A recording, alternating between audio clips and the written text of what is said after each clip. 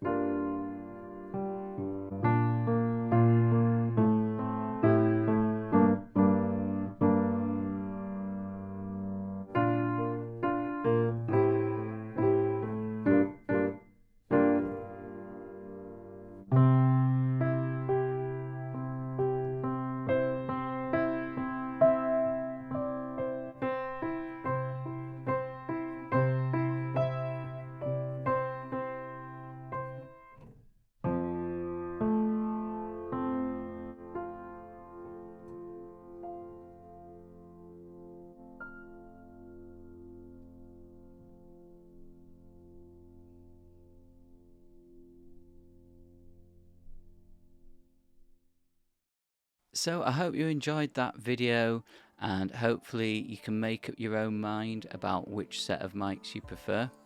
Personally, I think the Sennheiser MKH8020s are lovely microphones. They've got a lovely balanced sound, very even, and they have a lovely warmth to the low end.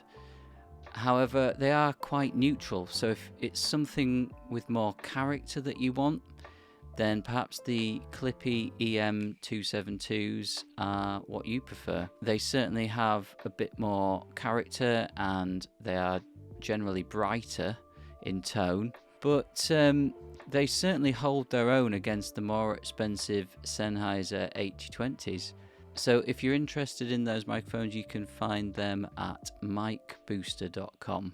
Remember, you can download a free version of my Kontakt instrument, which I created when I sampled the piano in the video that you've heard today. I have a video which walks you through the sounds in this sampled instrument, and that will also give you an idea of the different microphones that I use to sample the piano.